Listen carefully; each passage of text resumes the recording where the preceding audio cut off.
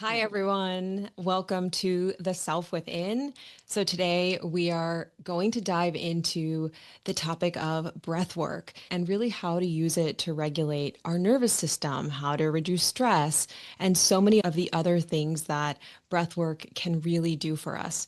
So, joining me today is Jon Orsini, a certified somatic breathwork guide and faculty member at the Kripalu Center for Yoga and Health and the T. Schreiber Acting Studio in New York City. Welcome, Jon. Thank you. Thanks for having me. I'm glad to be on here.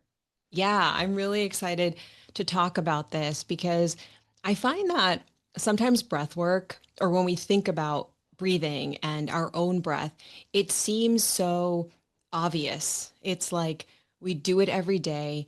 It's completely automatic. We don't have to think about it.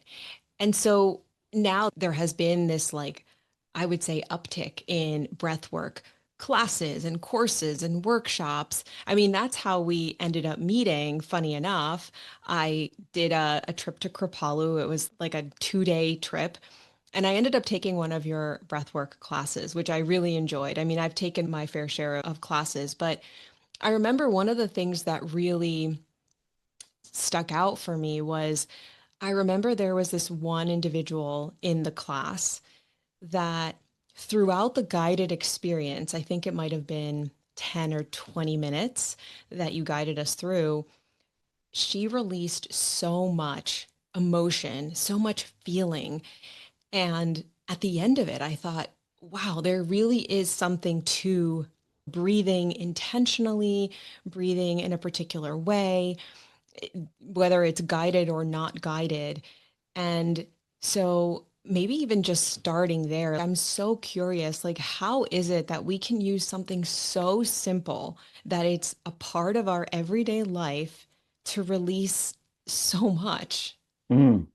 Yeah, no, it's a great point. And thank you for reflecting that about the group too, because that was a really beautiful session. And you mentioned how the breath is, in a sense, automatic, essentially, like it'll happen on its own, whether we're paying attention to it or not. And thank goodness that it does, because that means when we're sleeping or when we're cooking dinner or dealing with like hectic things of day-to-day life, even if we're not thinking about our breath, our body will breathe on its own. And when it doesn't, we start to feel it very much sooner than later, and the breath will have to kick in to keep us alive, right? We can't go very long without it. So it's great that it happens automatically. It's also part of the, I won't call it a problem, but like the this deeper line of inquiry that we're getting into. The fact that it's automatic means it'll go on without our conscious attunement to it. Mm. And the problem or the inquiry around that is, many people at this point have probably heard some version of, we have, this is oversimplified, but essentially fight or flight mode, right? If Mm. a tiger were to walk into the room right now, you would want your nervous system to respond to that. And what I mean by that is your heart rate would increase, your breathing rate would increase. So specifically on breath work, you'd start breathing faster. And you might even start breathing up higher in your chest potentially. You might start breathing as if you were running, sprinting up a hill, right? Imagine how you're breathing if you sprint up a hill. You're heaving with your chest, you're breathing heavily through your mouth because your whole system is activated.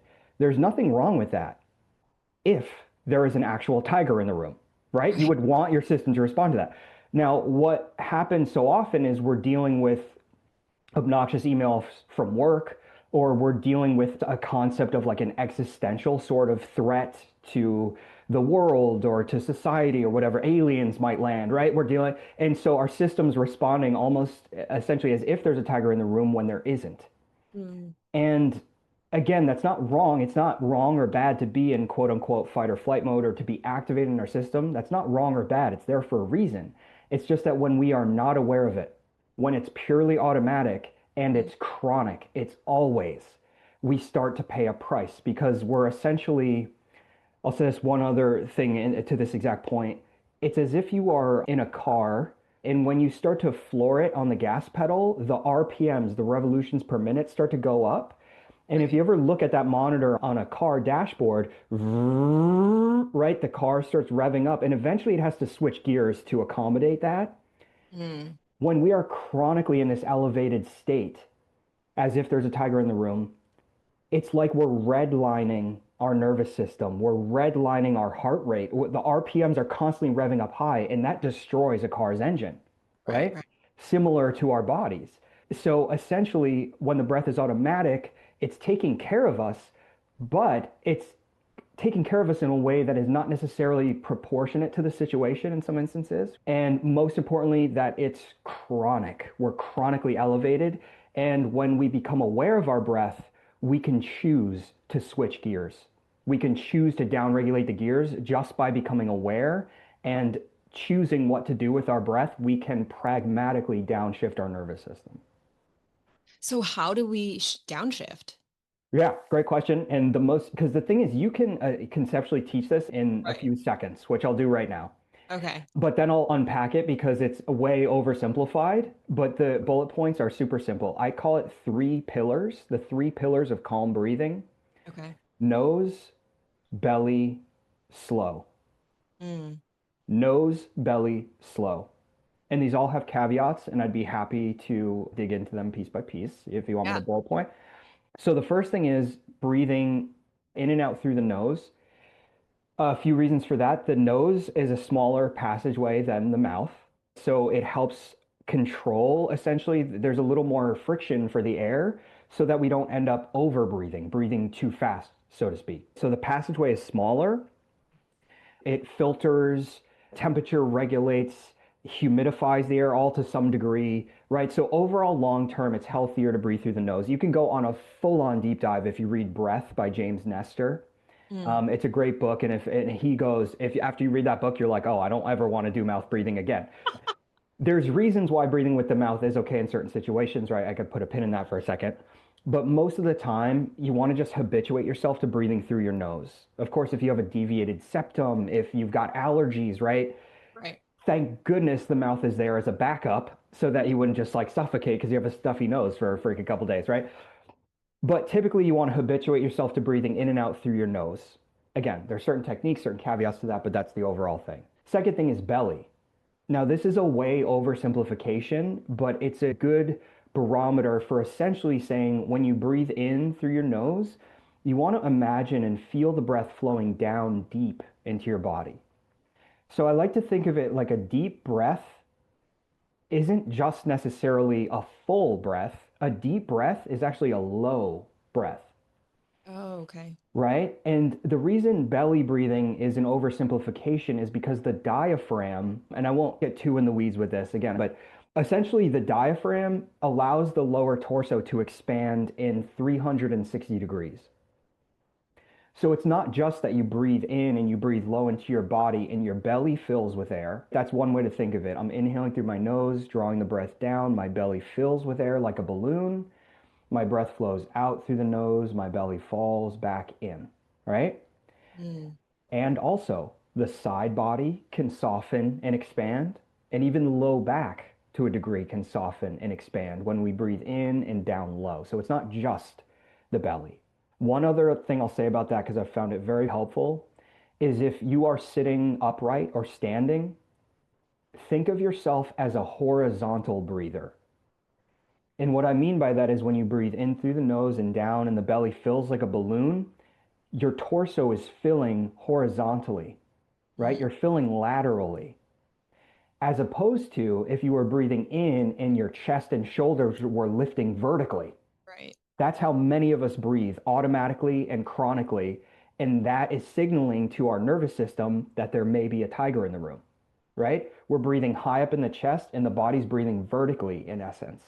So when we breathe in through the nose, down low in the belly, and the belly expands horizontally, right forward and to the sides, that's nose, that's belly. And then Mm. finally, the third pillar is slow. So in essence, one of the simplest ways to think of breath work is that it's not really about oxygen, which sounds very weird, Yeah, right? yeah, yeah, of Because you're like, course. what the What do heck? you What are you talking mean? about? Yeah. So when we inhale, of course, we absorb a certain amount of oxygen. But just because we breathe faster doesn't necessarily mean we absorb significantly more oxygen. The body has a certain oxygen saturation level. If by breathing more and faster, we would get more oxygen in some sort of significant, substantial way. A lot of respiratory issues wouldn't be a problem. The doctor would just say, hey, just breathe faster, you'll be fine, right?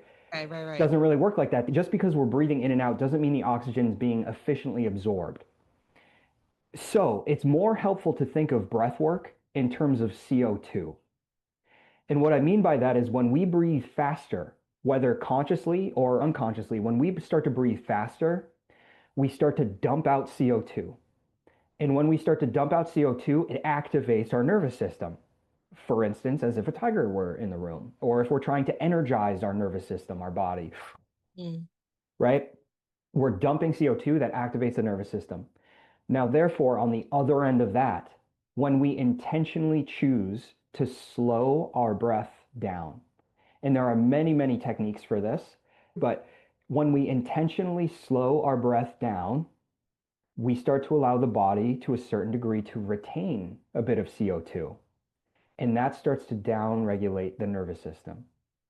So, in essence, at all times, what is a very healthful and soothing thing to do is slow the breath down as easily and comfortably as you possibly can. And that little by little, it's like downshifting. You'll get calmer and calmer and calmer. Again, I'm broad stroking here, but Yeah, essentially yeah.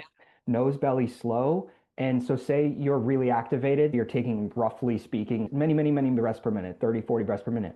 If you could get yourself down to, again, you don't have to literally count them unless you want to. But if you conceptually get yourself down to like 20 breaths per minute, okay, well, that's better than 30 or 40 if you're trying to relax. And then maybe once you're landing in 20 breaths per minute, then maybe you can get yourself down to 10 breaths per minute. And then you're even calmer. Okay, that's great. And then maybe you can even get yourself down to 5 breaths per minute, right? Really start to slow things down little by little.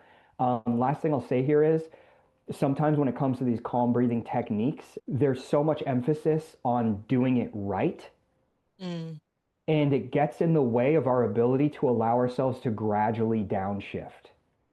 Right. So if you hear about some technique and you're supposed to be taking 3 breaths per minute and you're like, I'm panicking right now. Why can't I take 3 breaths per minute? It's like, because your system needs to downshift. It can't just go from 60 to zero, Yeah, right? yeah, Like we talk about 0 to 60. We yeah. can't just go from 60 to zero. Like that's impossible to just slam on the brakes like that. It could be really difficult for the nervous system, but we can just down regulate our way there. So nose, belly, slow. That's the simplest way to think of it. Got it. So there was one thing that when you were saying like the CO2 versus oxygen, I was thinking, so I guess oxygen bars aren't really a thing. Hmm. Well, okay, so this gets really complicated. And again, for people who really want to deep dive, Yeah. you can deep dive. There's something called the Bohr effect, which I Okay. find hilarious because there was a line in it was Billy Madison, this Adam Sandler movie, Yeah, yeah, and yeah. he's in a science class. He goes, chlorophyll, more like borophyll. Um, it always reminds me of that, like the Bohr effect. Of course it is, Oh, because yeah, yeah. it's science-y, it's whatever. But anyways, Bohr, Bohr, Bohr effect. And in essence, it's that when we build our body's capacity to tolerate CO2, because the caveat to taking less breaths per minute is that if we take too few breaths per minute, our body starts to panic because it needs more oxygen to come Right. flowing in, right? But when we can walk that line with a sense of ease and gentleness, little by little over time, our body becomes more CO2 tolerant, so to speak, meaning we can take less and less breaths per minute comfortably. Like this is how you train free divers, for instance, who hold their breath for minutes at a time. Right, right, right. And so it's because on the opposite end, as we become more CO2 tolerant, then when we breathe oxygen in, we're more readily able to absorb that oxygen. So we become overall healthier in that sense. We could utilize the oxygen because it's always there floating around. It's just Mm. a question of how much is being absorbed. Right, right, right. So the Okay. Bohr effect. Yeah. Okay. Mhm. So let's talk about the techniques because I know you mentioned that briefly, right? So you have these three pillars, nose breathing, belly breathing, slow. What are some techniques to really downregulate? Again, kind of going back to that. Yeah. Great. So I have one downshifting technique that I personally really enjoy. And here's the thing, I could lay out several here. Yeah. Just find one. Yeah, yeah. Just That's what one. I Yeah. like that people choose one. Like you could try out either the things I'm sharing that we're talking about here, or things you find on, I don't know, YouTube, wherever else, whether it's mine or somebody else's, whatever. Just find one because physiologically speaking, they work similarly, which is they support you in taking less breaths per minute. That's what all calm breathing techniques do.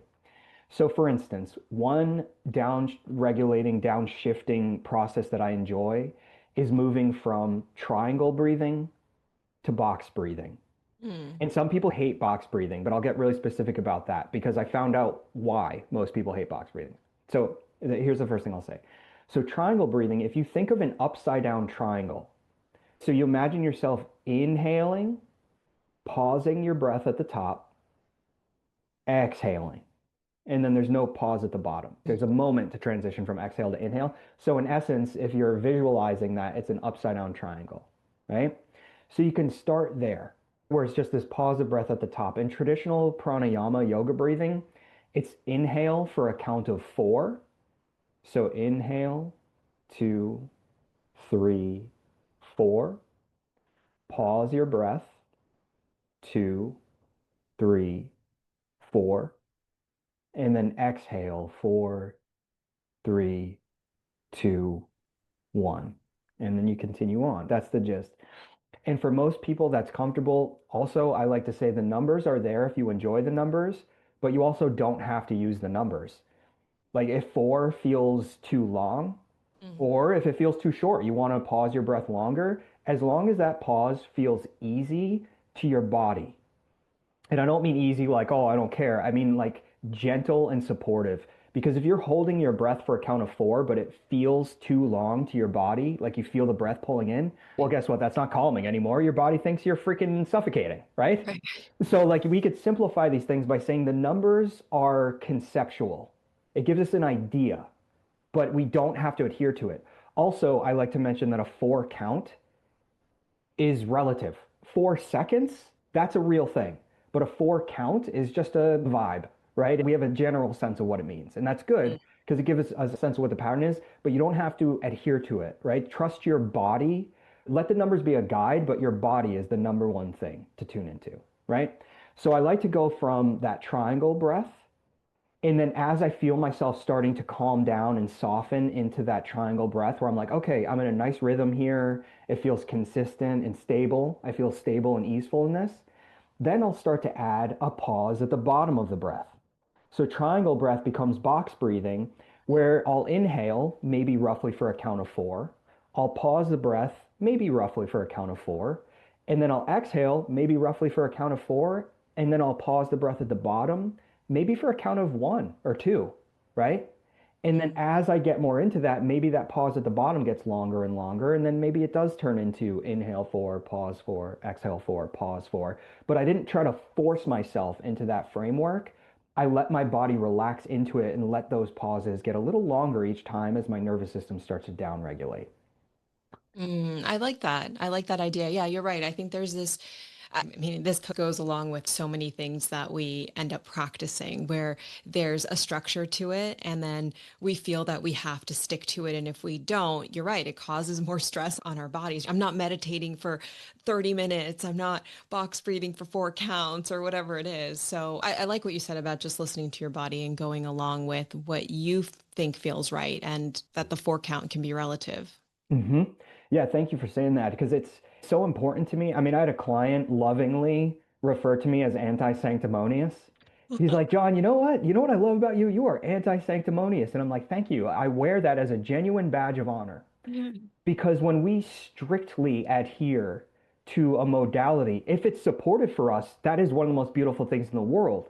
But our body, our experience as an individual in whatever the process is, whether it be yoga, whether it be breath work, whatever it is, our experience and our connection to self is number one.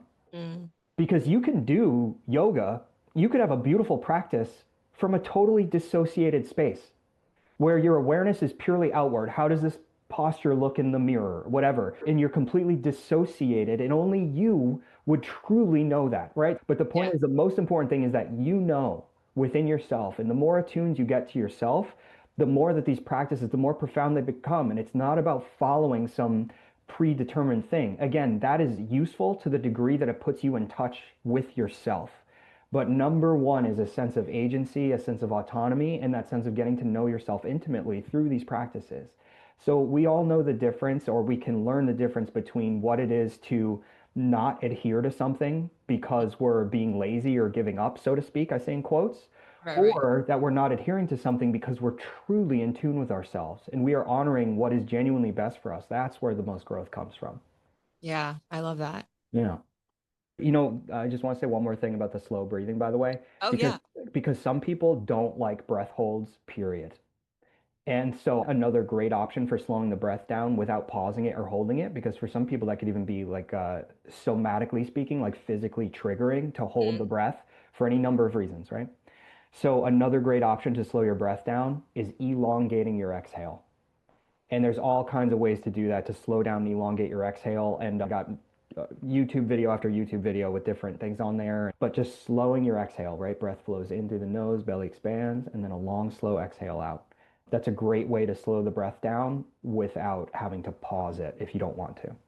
Yeah, thanks for adding that because I do think there are times where going back to that CO2 piece or feeling like you're suffocating, right? That holding or pausing can feel for some people, if they haven't done breath work before, it can feel like, when are we going to breathe again? And then your brain starts focusing on the next inhale versus taking the pause. Yep. You could think of it like an inhale for roughly a 4 count, an exhale for roughly a 6 count, or even Yeah. an 8 count, or whatever makes the exhale slightly longer than the inhale, you're already in business. And then maybe that exhale gets longer and longer and longer as you downshift. And yeah, it's important to acknowledge that it's okay to not feel comfortable holding your breath, for instance. Yeah, thanks for adding that. So, Jon, tell me a little bit about your journey into breathwork because I know that you began your career as a Broadway film and voice actor. So, how did this transition happen? It feels like two very distinct worlds, or maybe not. I guess Mhm. maybe not with voice acting. A Well, lot of breathing happens there. so I spent probably to this point like 14, maybe almost 15 years, made my living as an actor and primarily based in New York. The long and short of it is, going all the way back to when I was in college, I started having panic attacks. I started meditation. I specifically got interested in Zen meditation, where very quickly I noticed how tense my breathing musculature was. Right around this time, I started getting more seriously into acting and thinking of it as a career. And the thing is, especially when you're on stage, you mentioned voice, if your breathing is restricted, it's very hard to not only project appropriately, your voice will blow out. Because you're doing, especially Broadway, you're doing 8 shows a week.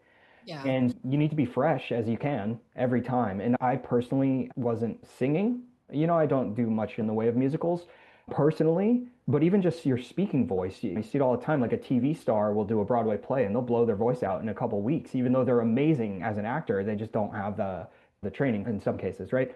So anyway, it was all dovetailing at the same time. So I started to learn about breath work for my own self to stop having panic attacks and knock on wood, but essentially it worked because I restructured my physiology, just becoming more aware of my breath, like we're saying, nose, belly, slow, and building from there. And then somatic breath work, which is the session we did together, which I'll put a pin in that for later because that comes up in this journey here, which Okay. builds on this. I got myself personally to stop being so anxious, stop having panic attacks through the breath work. And then that started to coincide with my work as an actor, especially on stage, but of course on camera as well and voice work. And all of that was supporting that. Then fast forward, this was 2013. I was making my Broadway debut. It was a significant opportunity. There was the lead actor, his name is Nathan Lane, and incredible actor, like legendary. And I had this opportunity to be in this show, not just with him, but directly opposite him. So our characters were in a relationship. It was a significant story arc of that relationship. And so I was on stage opposite this Titan and amazing experience. And as it pertains to the breath was during previews, I had this mentor. His name's Larry Moss. He's this incredible, incredible acting teacher. I can't say enough about him. I've always been kind of anti-guru. I've always had a chip on my shoulder around authority. So I've never been one to just be like, I love all these people. So it's not like Yeah. that. I don't have a guru complex. He's just that genuinely remarkable of a human being, teacher, guide, mentor. And so, anyways, Larry came to a preview and he saw this particularly emotionally charged scene. And he talked to me after. He said, John, there's beautiful work happening here. He's like, it's all there. I just wonder, there's this sort of like caving in, this sort of armor around your heart Mm. that is very palpable. Oh, wow. And I wonder what would happen if that cracked open. I just wonder what would happen. So he said, I have this friend, she does some breathing stuff. And I was like, oh, like pranayama, yoga breathing thing. And it's like, nope, not really like that, actually. Right? Like breathing is breathing in one sense, but there are very distinct ways to approach it depending on what the angle is. And so I went to see his friend. This was in New York, one-on-one session. She had me lay down on a mat. She had me essentially start to circle my breath, which is a breathing pattern I had never done before. In Mm. fact, it honestly, in a way, seemed counterintuitive because I was accelerating my breathing. And I was like, oh, if I accelerate my breath, that might cause me to panic because it's activating my nervous system. But the way that it's held, the way that it's guided, you are, yes, absolutely activating your nervous system. But the breath started to operate, and this is languaging I use now, in this process starts to operate like a broom. So you're accelerating and deepening your breath, and the breath starts to find these areas where stress, whether that be trauma, abuse, just general life pressure, just the day-to-day things even that life throws at you, all can leave these imprints on the nervous system, so to speak. And in this process, what I call somatic breath work, how I guide it, in this process I first experienced in 2013, the breath started to sweep through like a broom. It started to find these areas where I didn't even realize I was holding so much tension. Like areas of pressure and tension in my, I guess you could call it emotional body, I did not even realize I was carrying. And one of the things specifically was this vivid memory from high school, which at that time, like I graduated high school, that was like a decade prior. Right. I had no idea I was carrying, quite frankly, anger and frustration from this memory from high school. And the breath started to sweep through, and I started to feel emotions and release so much pressure, and just so much shifted. And it felt like my heart cracked open at one point. Mm. And I was just like, oh my God, my only career I'd ever known as an adult was an actor. After that moment, I thought, okay, this is as much breathwork, meditation, whatever, this is like nothing I've ever experienced. Someday, I have to figure out what this is and share it with as many people as it resonates with as possible. As many people as it's appropriate for that resonate with it, I have to share it with everyone, is what it felt like, right? And so I go back on stage, the heart thing, it's just palpably different. Just even from one session, palpably different. And I'm not someone who's into just like magic fixes or like, but screw all that. It's bullshit. You don't go to the gym once, excuse my language, but you don't go to the gym once and then be like, oh, I have abs now, right? Like you don't go to the gym once and be like, okay, where's that marathon again?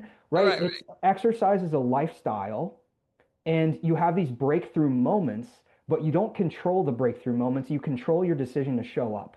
That's how I Mm. like to think of it. So when it comes to the breath, whether it's to anchor and calm yourself in this first bit that we're talking about with the downshifting breath, you're reteaching your nervous system and your body to feel safe. That's essentially what you're doing, right?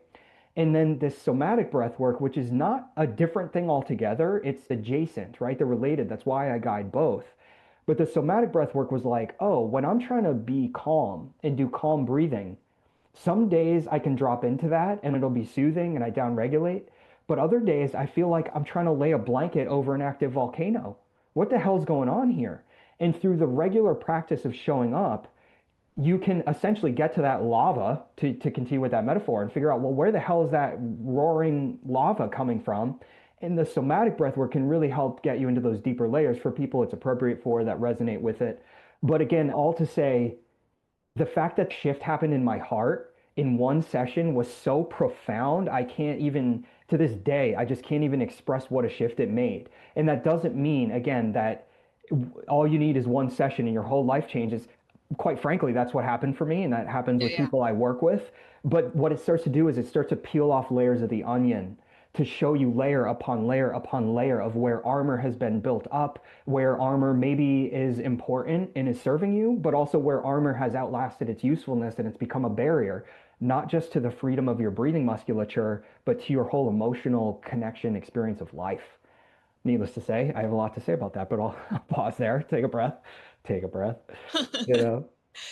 Well, and I think, I mean, that's pretty much what you guided us through in Hmm. that Kripalu session, right? It was this somatic breathing experience, which again, I've done breath work, mostly that 4-4 breathing. It's a very common one, but the somatic breathing was different. Can you explain what is the difference between somatic breathing and just a regular like breath work class or just regular breathing techniques that you would do?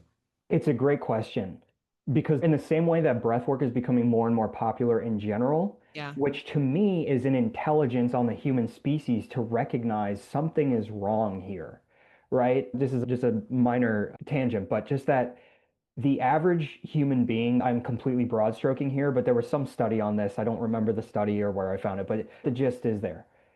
The average human 20, 30 years ago was breathing, going into a doctor's office, breathing like, I don't know, say like 12 to 15 breaths per minute. And now more recently, it's now upwards of 20 breaths per minute. So again, I'm broad stroking, but 12 to 15 breaths per minute, that's okay for an average person walking around. It's better if it's even less, like 10 breaths per minute, right? You're even calmer in Mhm. essence. So 12 to 15 on average, say 20, 30 years ago. But now these days, it's more like 15 to 20 breaths per minute. But that's the gist, Mm. which is to say our human species is chronically dysregulated, most of us, right? Day to day, are breathing faster than we would theoretically need to be. And I think it has to do with digital things, right? That's a whole other alley to go down. But anyways, so the intelligence of the human species to come to breath work to downregulate this, and now specifically to somatic. So that word has become so popular. It has. Like every yoga studio, whether, Kripalu, of course, but I got at yoga studios throughout Connecticut, New York City, Boston. And I see now, especially over the past 6 months, even almost everything that they have on a flyer seems to have the word somatic in front of it. Mm. But essentially, somatic refers to the body, right? Psyche refers to the mind, soma refers to the body. And then you could get even more specific where we have our somatic nervous system. So, depending on the context in which somebody is using that word, it doesn't have different meanings, but it could have a more tailored, specific meaning. For instance, if you're talking about the somatic nervous system around movement specifically, but in essence, if you look up the Cambridge Dictionary definition, it's essentially that somatic, is an emphasis on the body itself. So, arguably, any sort of breath work where you take the emphasis off what you're quote unquote supposed to do, Mm. you can make it have a somatic emphasis by emphasizing what the breath feels like, what the experience is inside your body, right? There's another thing is somatic experiencing. Dr. Peter Levine is a great resource to check into these things. But all to say that between breath work becoming more popular and the word somatic, it almost seems like, of course, that's becoming more popular as we move towards all these digital advances, AI, all these things, as we move up and up and up and up into our brains. Of course, our species, consciously or unconsciously, is going to have some sort of like pendulum reaction to be like, whoa, whoa, whoa, come back to the body, come back to the body, come back to the body. So, as much as everything seems to be called somatic, I think at its core, it's this awareness to embodiment, embodiment, embodiment. Right. So all to say with the somatic breathwork sessions I guide, where the breath starts to move, it's because we do use this primary pattern that you experienced, but the emphasis is not certainly not on getting the pattern quote unquote right or even having a necessary structure to it. It's just a way to get the breath moving, which starts to activate the nervous system in a specific way that gives us access to these deeper running currents where, in essence, these imprints of stress might be stored in the body where we might be carrying armor that's no longer serving us. And then the breath helps move things through. And so the word somatic is the emphasis on the felt experience of embodiment. Got it. Got it. Got it. Yeah.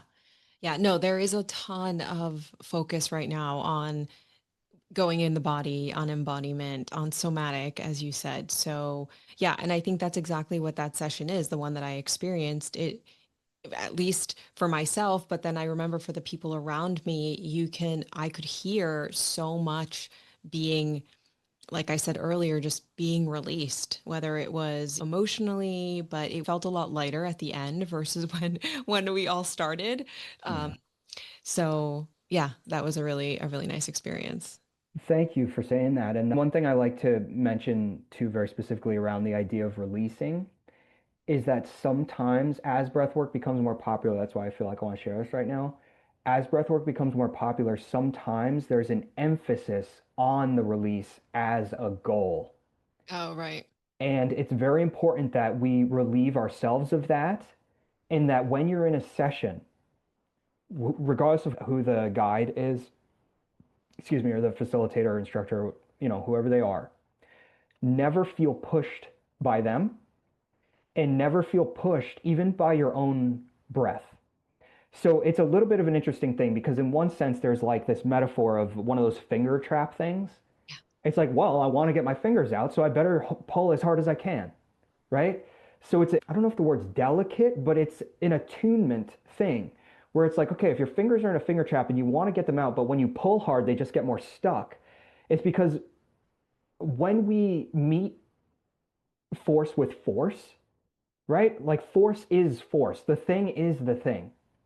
So when you start to get the breath moving in one of my somatic breathwork sessions or something similar, right? There's certain lineages that are related, like holotropic breathwork, rebirthing breathwork. I have a teacher who calls it dynamic breathwork, and they're a similar lineage, which is you get the breath really moving, sweeping through you like a broom. But as it starts to bring up sensations and feelings, it's not the goal to push the feelings out or to, even though I use the metaphor of the breath sweeping through, it's not like in the sense of like you're sweeping so hard to try to push things out. It's actually to essentially just awaken feeling within your body and expand your container for feeling. Right? So, like at Kripalu, there's this saying that I've heard, especially from some of the more legendary teachers, like walking through the halls there, and it's that we don't need to raise more prana, more life force, right? That energy for yourself and for those that have experienced this style of breath work, it starts to raise a lot of life force, a lot of energy starts to get raised. So in yogic terms, you can call this prana in Mm. essence, right?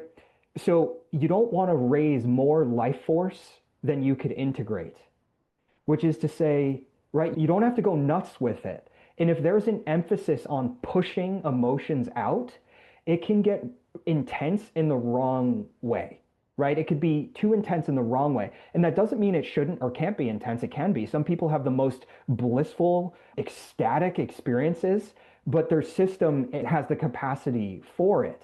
And that's not necessarily good or bad or right or wrong. It just means maybe they've done many sessions and they've built their capacity. Maybe they've had different life experiences, whatever the thing is. Again, there's so much to say about this. But in essence, I just always like to mention that in these styles of breathwork, as they become more popular, never feel pushed to an emotion and never feel like you didn't do a good enough job if you didn't push yourself into an emotion or to have an emotion or to have some sort of cathartic explosion of release. If the body needs that and the body's ready for it and you feel safe and like you have agency and autonomy and you do have emotion, whether it's crying or screaming, yelling, and that's all a natural part of the process, that's beautiful. That's incredible. But never push yourself there because it's not the goal. It's sort of a byproduct of opening, of expanding, of moving energy. Right. Yeah. Yeah. I mean, I think we're also focused, and maybe I hear I'm generalizing, but there is such a big emphasis on getting the most you can out of a one-time session. And maybe I'm speaking for myself, but for a lot of people, I would say that go into a class like that, they might be experiencing it for the first time. And so it's normal for a lot of people to sort of compare, like, I'm not doing as much as this other person, like I must be doing it wrong, or, why did I not feel it this time? I think we become so critical of ourselves, and especially with so many of these health and wellness workshops and sessions and topics, we feel like we need this quick fix. You show up once and it's going to be figured out. You're going to solve it. You're going to move on to the next step. And the reality is, I guess, and this is what you mentioned earlier, it takes a lot. Although for you, you had that one session, which was great. But I think even that, right? I mean, you've revisited this so many times and you've made it your practice. You've made it your work, like your life's work. So, yeah, I love that you mentioned that. And I would emphasize the same thing, Mm. giving yourself grace and not making it a competition. Yeah, beautiful reflection. And you're exactly right. So I did in my personal first session in 2013, I had a massive shift and breakthrough. It was the first layer of the onion, Right.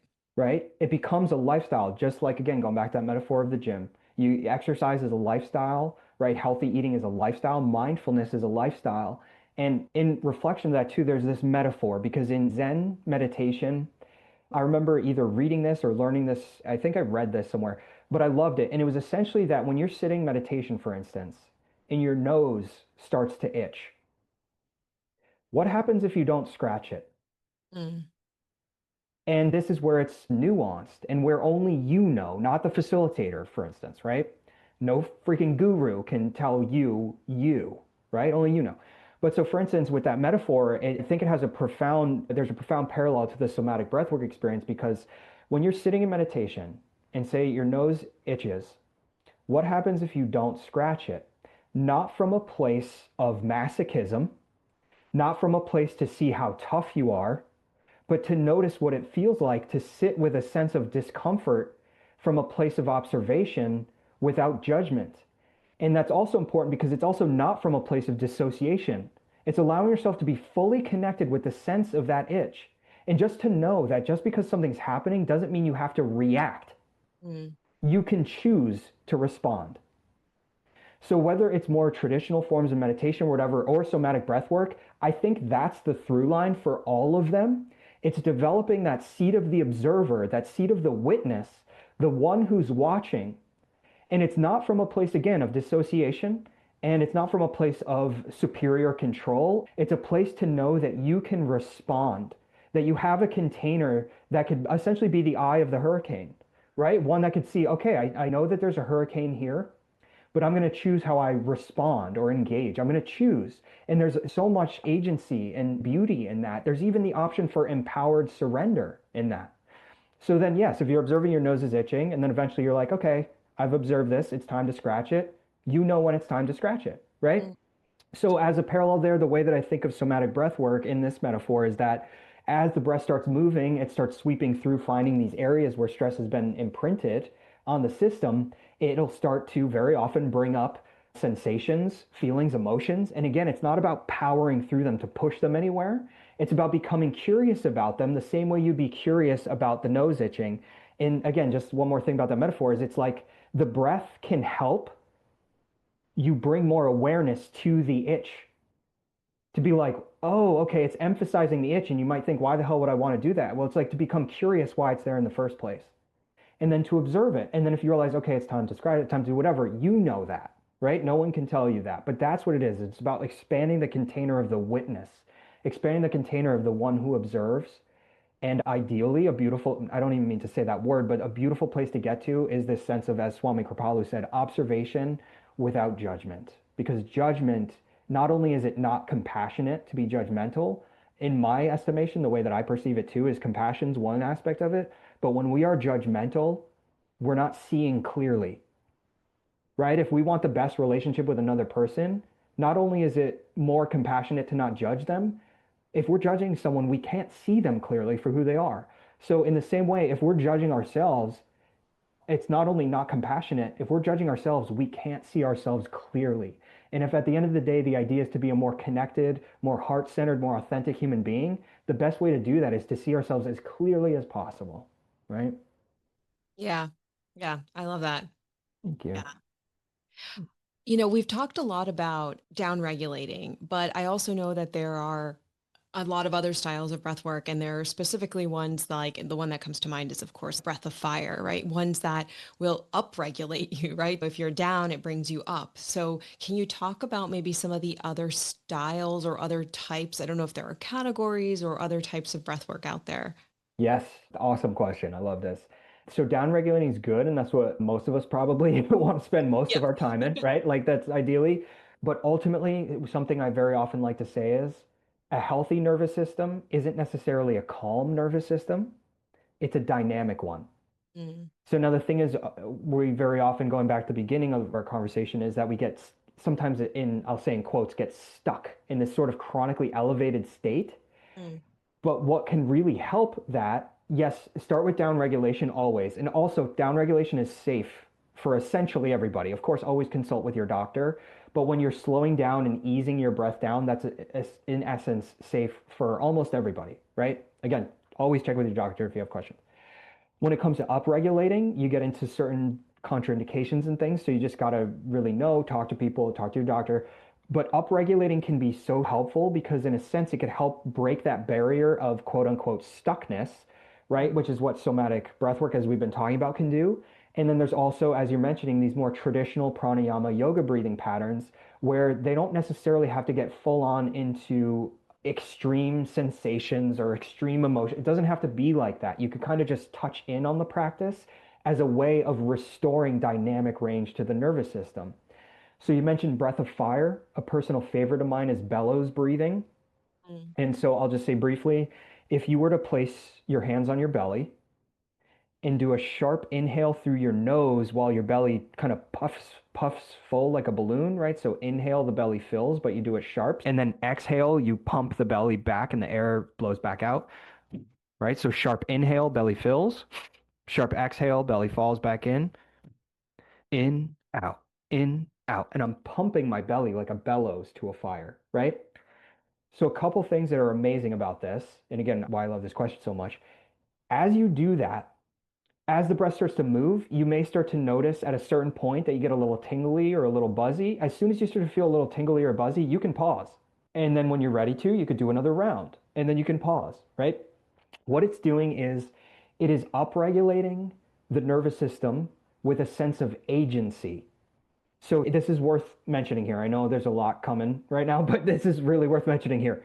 This is why to call upregulation fight or flight mode is an oversimplification, right? I used that at the beginning, but here's why it's oversimplified. What happens when you are at the best dance party of your life, right? What happens when you're, I don't know, like having a really great time with your partner? You might be breathing faster. You might even be sweating, but you feel amazing, right? So your nervous system is upregulated, but you're not necessarily in a fight or flight situation where you're panicked or like you're looking for threats. So the way that I see it, what's so great about practicing upregulating breath work to complement downregulating breath work is when you are upregulating your breath and upregulating your nervous system with a sense of agency and empowerment, you feel safe in the activation, right? So I like to think about these things a lot, right? It's my Yeah. job, so it matters Yeah, very much. yeah. When something happens to us that upregulates our nervous system that we didn't choose, so you think like abuse in whatever form, physical, emotional, verbal, right? You're getting upregulated without your permission. I didn't agree to this. I don't want this. I didn't agree. That's that type of threat activation. But then there's this sense of getting upregulated because, for me, I grew up skateboarding, right? That could get so intense and it is euphoric sometimes, right?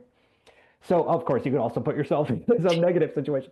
Yeah. But like when you're with your friends, like I said, a dance party, right? Just doing something that you love and you just feel amazing. You are upregulating, but you're doing it with a sense of agency. That's a dynamic nervous system. You could come up.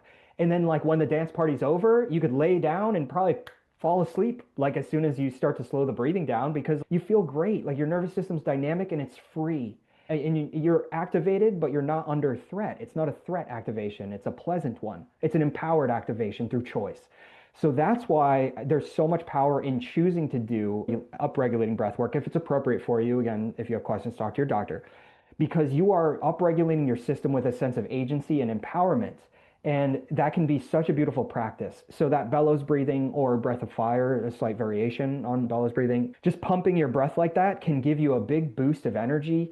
I often say this goes to the anti-sanctimonious thing. One of my favorite times to practice bellows breathing, as I just mentioned, when I'm lying in bed in the morning and my alarm goes off, and I'm like, okay, just don't hit snooze, like you just gotta get up.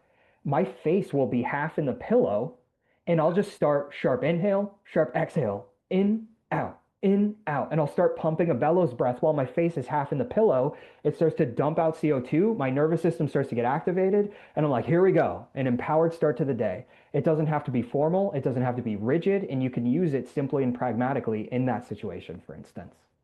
I needed that this morning. This Mm. morning was such a struggle to get up. So now that's actually a good one because I've always heard like, you want to do it, like you could do it before a workout, right? Like you're already going to get into a high energy state. pumping yourself up before going there. But I like this idea of doing it when you wake up because mornings can sometimes be tough. Yes. And it's also, I'll say one other thing about this, it's also a great way to set up, you know how people talk about circadian rhythm, Yeah. right? The best way to fall asleep at night, one of the best things to do is get sunlight in the morning, Mm, right? That it's not just about the bedtime routine, it's also about the waking routine. It sets you up from the moment you wake up, it's setting you up for that circadian rhythm, that arc of your day. So in the same way, a lot of times I work with clients in terms of building just a very short, like 2 minutes, maybe 5 minutes, like whatever works for their day.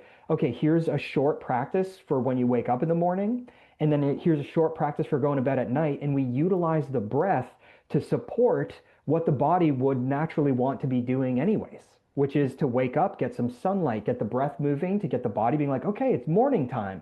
So this means now we have a better, clearer idea of when it's bedtime right. later, right? And we just utilize the breath in a simple, pragmatic way to support that arc so you can sleep better Mm, and yeah. focus better during the day and everything. Yeah. Yeah. Yeah. Yeah. Yeah.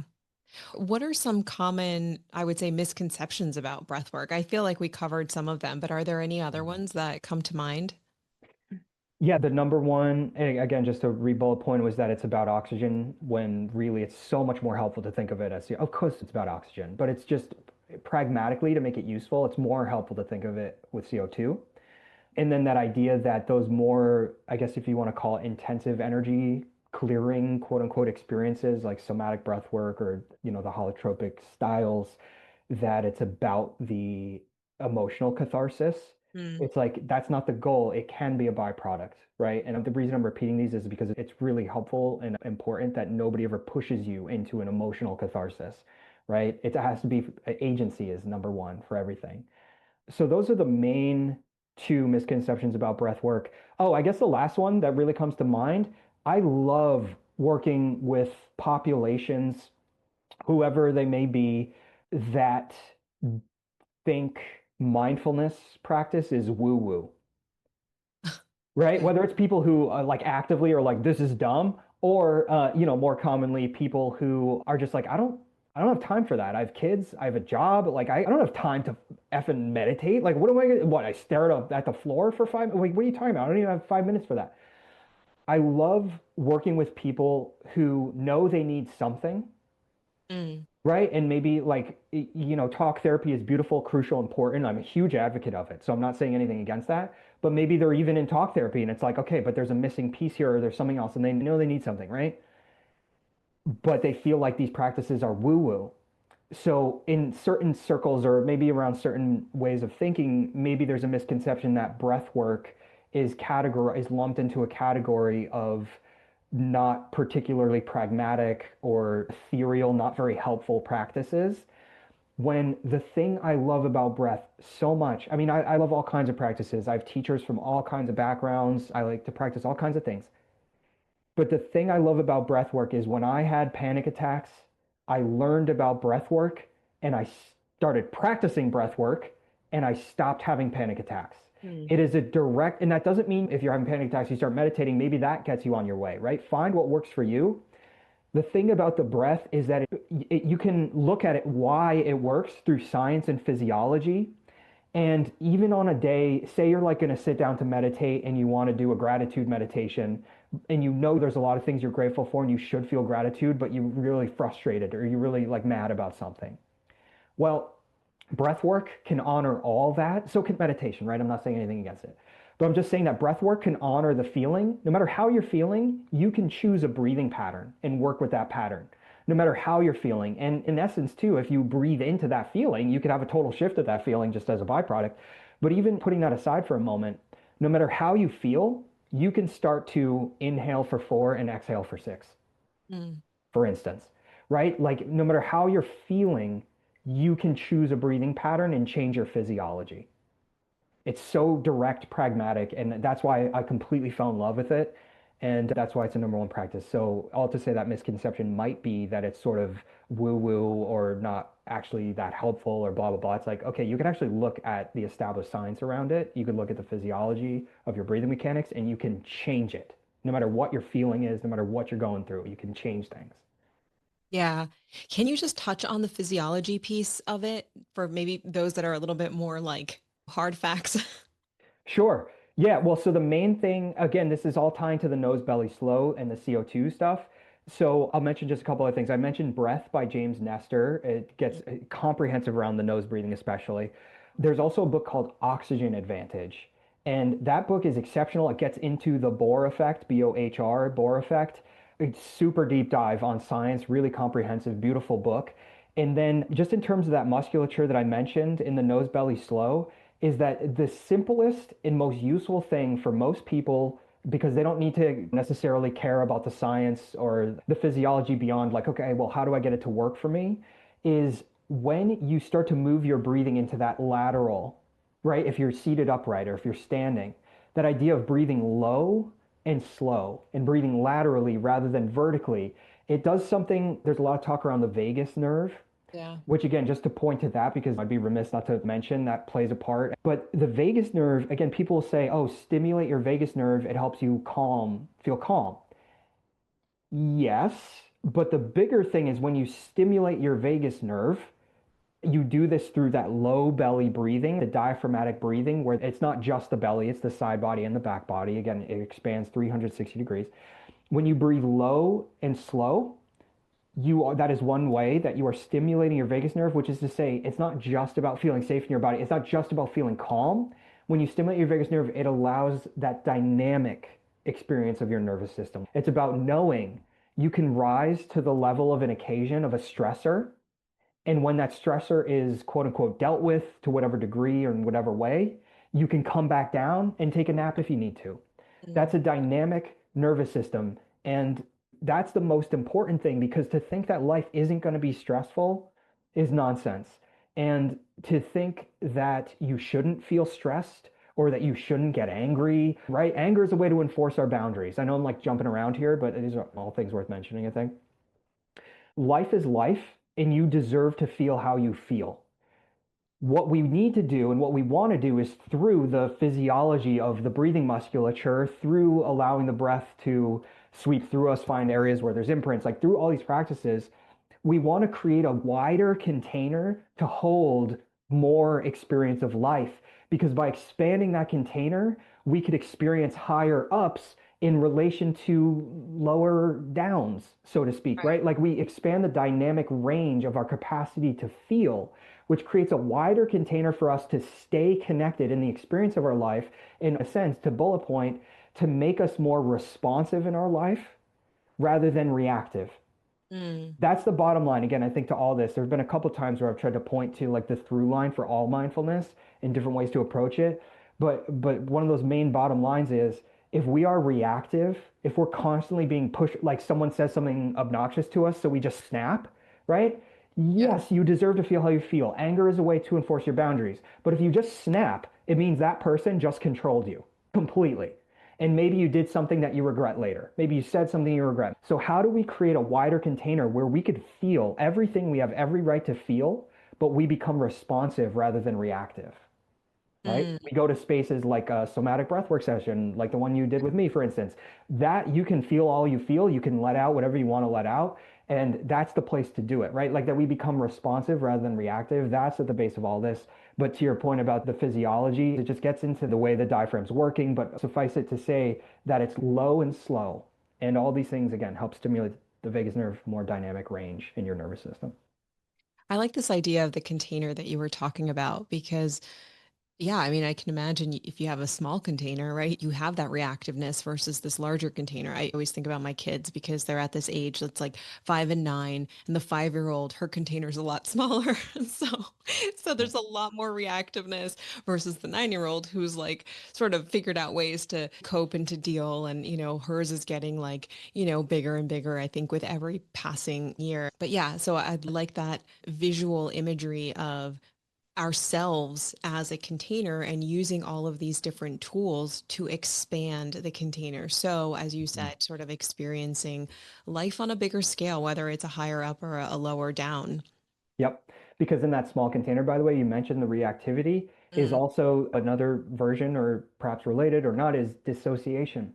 mm, When we're feeling something And what's coming to mind, especially right now, is if we have a smaller container, we may dissociate from something that is beautiful because we just won't allow ourselves to feel it. For any number of reasons, we have protection, we have armor, say armor around the heart, because we got really hurt, just for instance. Someone really hurt us. So we built this armor around our heart and our container got smaller. And then someone comes along that just wants to love us, but we don't know how to let it in. Right. And so it's in that instance, there may be a reactivity, like they call and we're like, oh, no, block the number, right? Or whatever. Just like get away from it. It's Mm, love. I don't know how to trust that, right? Like there might be a reactivity in how we push it away. And there might even be a dissociation of not knowing how to let it in, not knowing how to allow ourselves to feel it. And that's why when it comes to that somatic breath work, it's not about pushing to the catharsis of the emotion. If it comes as a byproduct, great, right? It's welcome, very welcome. But why it's not pushing there, it's like how much can you feel and stay connected to what you're feeling with a mm, sense of agency and autonomy? That's what expands the container. How much can the nose itch and you can notice it without having to react or dissociate from it and without being a masochist, right? Just like be connected. Like what's actually right. going on here? Because when we get stressed or overwhelmed, not just reactivity, but also dissociation is a common thing. And that's okay. It makes sense. How do we come back now? How do we come back home to our heart? How do we come back to embodiment? How do we come back home? Right. Right, right. Yeah, we've all had our life experiences that have created that armor, those barriers, whatever it is. And so, yeah, right now it's like, how can we learn to, as you said, come back to ourselves? I love that. I think that's beautiful. Mhm. Yeah. Yep. And barriers, last thing I'll say about it is just that barriers are important, right? Mm, It's important to have boundaries. Those are important. But if it's from a place of reactivity rather than responsiveness, we don't even know what we're pushing away. When it's from a place of responsiveness, we could say, I see this person here. I see what they're doing. Let me keep them at this distance because that's where they belong, right? I can choose that versus mm, what's going on here. Oh, this makes me uncomfortable. Why does it make me uncomfortable? Because no one's ever loved me before without an agenda. Oh, okay, if that's the case, I can sit with this discomfort, observe it, be with it, stay fully connected to it, and be in this experience. And that's how we grow, right? We grow by sitting with discomfort, but it has to be chosen discomfort. It has to be ultimately safe for us, even if it feels unfamiliar, right? Because another thing I often say is our nervous system doesn't move towards what's good for us, it moves towards what's familiar. So by becoming responsive versus reactive, we're creating this space for the unfamiliar to be able to sit with it through choice, through agency, right? When we know it's a direction we want to move in.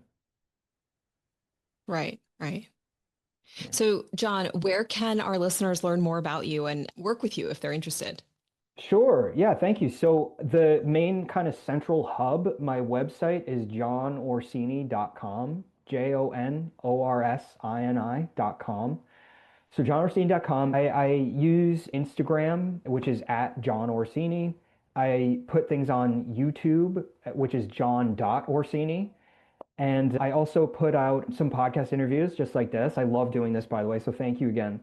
I have something called Mindfulness Unscripted, which Yeah. I put on YouTube and Spotify. But again, that central hub is jonorsini.com. That's where my email contact is and everything. And I guide in person at Kripalu. I do just a day-to-day R&R schedule. I do weekend workshops there, breathwork and sound bath with Jess Fry, who's a legend there. And I was very grateful to guide that with her.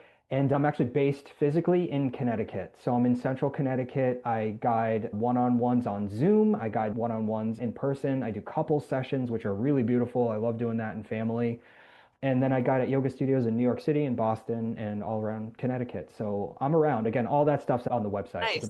Yeah, Yeah. central hub. So yeah. Awesome. Well, thank you so much for this conversation. It was so lovely to learn a lot more about breathwork than I knew. So, yeah, it was super interesting, and I'm really grateful to have you on. Thank you. I'm so glad you asked me. I really appreciate it. Thank you for listening. If you're interested in becoming a client and working with me, visit me at nunatherapy.com or follow me on social media at Nuna Therapy for regular content and inspiration. Until next time.